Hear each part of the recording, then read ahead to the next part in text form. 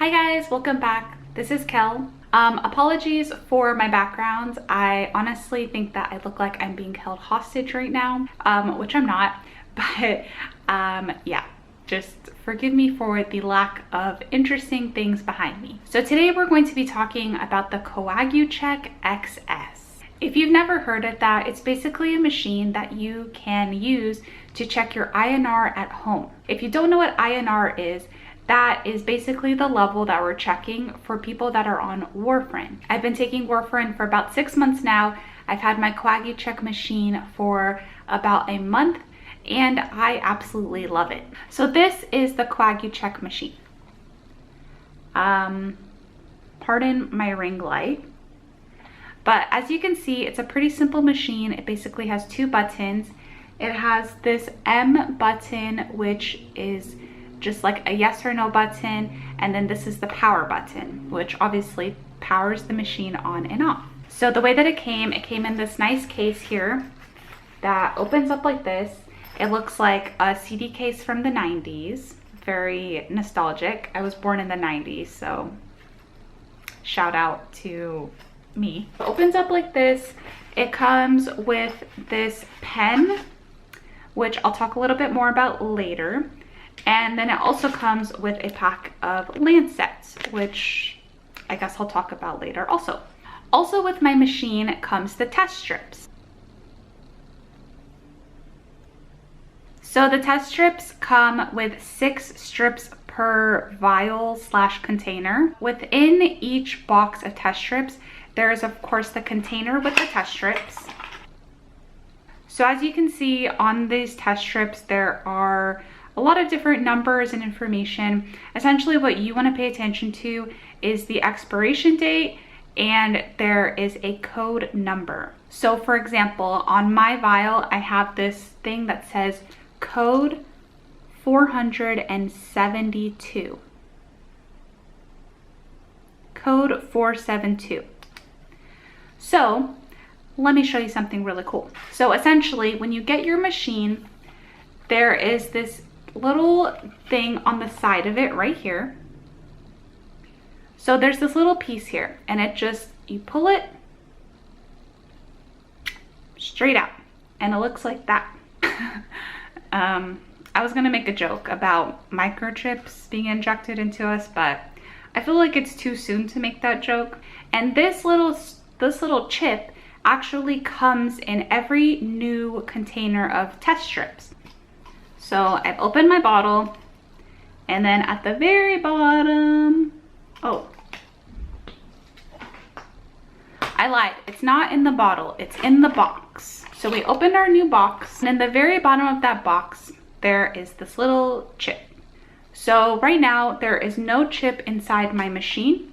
So I'm simply going to take this new chip that I just removed from my brand new box of test strips. I'm going to take this new chip, and I'm going to slide it straight in to my machine, and it clicks. If it's not going in, turn it around and try the other way. So we've got that new chip in there, which means it now should be correlated to our new bottle of test strips. If it's a brand new machine, there are some other steps to take to go through and set the date and the time.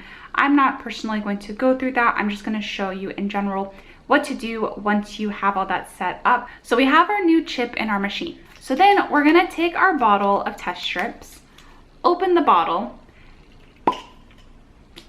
It's very important to remember that your test strips should not be exposed to light or air for more than 10 minutes. Once you open your bottle of test strips and take one out, please close the bottle with the airtight lid and set it aside. So we're going to remove one test strip. So this is what the test strip looks like.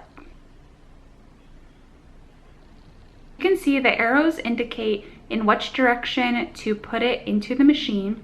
And then there's this clear portion at the bottom, and that is actually where your blood goes into and is able to enter into the strip and the machine to give you a reading. So no need to push any buttons on your machine. Simply take your machine, take your test strip with the arrows pointing up, and you insert it straight into your machine, and you will see this screen.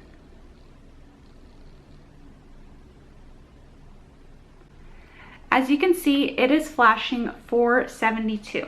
And let's look at our bottle. 472. So yay, it matches. So once you see that those numbers match, then you are going to push this M button. So your number is still going to be flashing here, and then you're going to press M. What that's going to do, it's going to tell the meter that you are ready to prick yourself and put your blood onto the strip. It's important to remember that you do not want to prick your finger too early. By pricking your finger too early and waiting for this whole process, your blood will start to clot and it's going to create a false reading. So once you push the M, it will start a countdown. I believe it gives you about 3 minutes to get your lancet, prick your finger, get enough blood, and then put it on the test strip. So as I mentioned earlier, the machine does come with this pen, which has these lancets that also come with the machine. These lancets go inside this pen, and then you basically set it up so that you can push this and stab yourself in the finger. If you're not into torturing yourself that much, then I would recommend using these other lancets. These actually came with my machine. I'm sure you can also buy them online or in a medical supply store, but these are so easy to use. So these are 21 gauge needles, so they're pretty small, and it looks like this. So it's kind of cute, I guess. This is what it looks like. You just twist this top off, and there is a needle underneath this, but it is not exposed. So even if you take this needle off and touch the top of it, you're not going to poke yourself.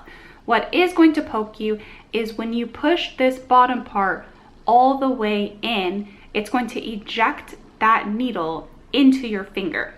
So I twist the top off, I line it up to where I want to take the blood from on my finger. I generally do these 2 fingers on my left hand because it's my non-dominant hand, and those are the fingers that I don't really use as much. And so I generally use those fingers. Before I prick my fingers, I kind of try to massage them to get more blood into the tip because I tend to have very cold hands with not much blood circulation. And so it really helps to kind of push the blood up. Make sure you wash your hands with warm soapy water. I was told not to use hand sanitizer because that can also affect your results. So it's best to just wash with a nice antibacterial soap. Keep your hands nice and dry, and then you're going to twist the top off of your lancet, line it up where you want to take your blood, and push this bottom part all the way down until you feel yourself getting pricked. So once you poke yourself, you want to immediately start pushing the blood up and trying to create a big blood drop in your finger. A good way to think of it is you want that blood drop to look like a ladybug. You want a big, full circle blood drop. All the while, remember, your test strip is in the machine and it is counting down. I know this sounds like a lot of information, but it honestly takes much longer to explain it than it does to actually do it. Once you have your blood all together, your strip is still in the machine, then you're going to want to put your blood onto the strip. The easiest way to do it is lay your machine on a flat surface so that your strip is sticking out like this.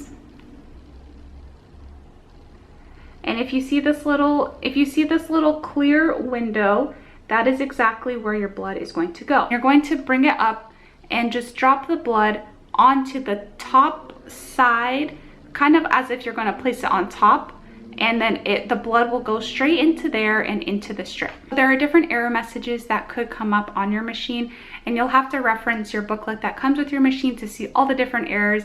But essentially, if there is an error with not enough blood, it will let you know, and you will have to start this process over. It's important to remember that if you do mess up with drawing blood on one finger, and let's say you need to start over, you do need to use a fresh strip and a fresh lancet, which means that you have to poke yourself on another finger again.